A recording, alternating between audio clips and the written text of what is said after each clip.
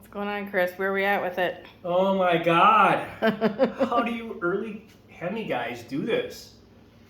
So, Well, last time we told them, we had taken the transmission off. yeah, we got the transmission back on. That's it's not completely bolted in. I still got to figure out the 727 kickdown cable and try to get that adjusted. But the transmission's back in the car, the motor's back in the car. We've changed a few things, but so we went from the stamped tin valve cover to this Tucker O'Brien, I believe it is, aluminum valve cover, and man, did that mess everything up. So the spark plug tubes, the ones we had, were 6 inches long. When I measure it now, the stock ones, well, we think we're stock, right? But when I measure it now, I need 6 1/4. Well, they make 6 1/8. I mean, I don't know if this rubber gasket's going to compress 1/8 of an inch. I mean, I tried really tightening down the valve cover to get it to suck down and crush the gasket a little bit.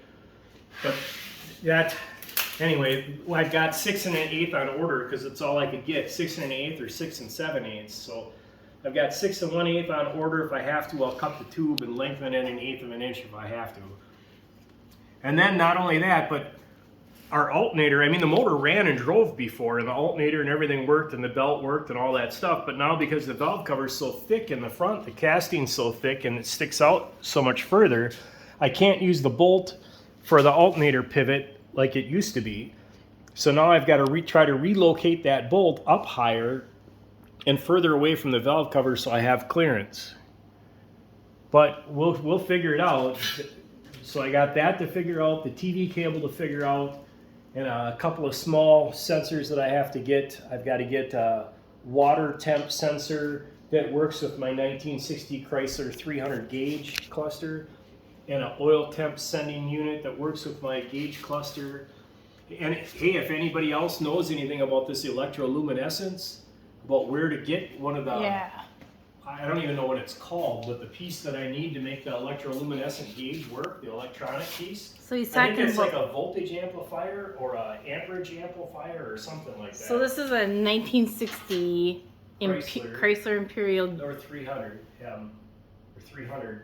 I'm not sure what it is, but and it lights up, but there's some sort of a module that's an electroluminescent module. Yeah, something like that we need for it. We've been struggling to find, so that's where we're at with it. Oh yeah, and shocks too. I ordered these Bilstein shocks, so yay for Bilstein. And then I'm like, well, I was gonna mount it down on the lower shock studs, but it's too low and interferes with my radius arm. So I'm like, okay, well, no problem. I'll move it up to the hole in the radius arm. That'll work just fine, you know. It's got the rubber bushing, it'll move, and I got the bar to locate the front end. All of a sudden I'm drawing a blank. Works great over there, but when you come over to this side and you get the steering arm in the way, now I can't put the shock there. So now I'll probably have to order the upper spring mount. I mean, my shock keeps getting taller and taller, and I don't really want that, but I'll have to order the shackle kit here with the long stud on it, so I can mount my shock there. And then once that's mounted and I figure out the center of its travel, then I'll have to come up with an upper mount.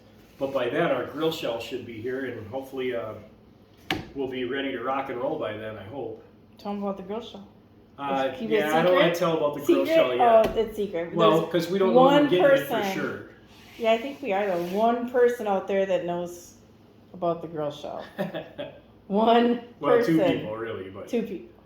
Well, and the plus odds.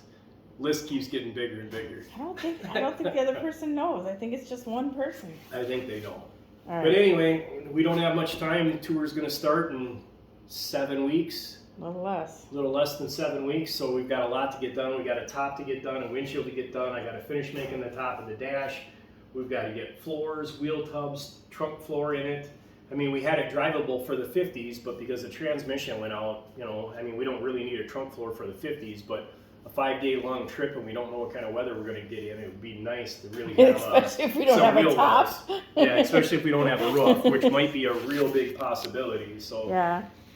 All right. Anyway, you guys have a good weekend. It's not really the weekend yet. By the way, close enough. Thursday is Chris's birthday, just saying. Oh, shut up.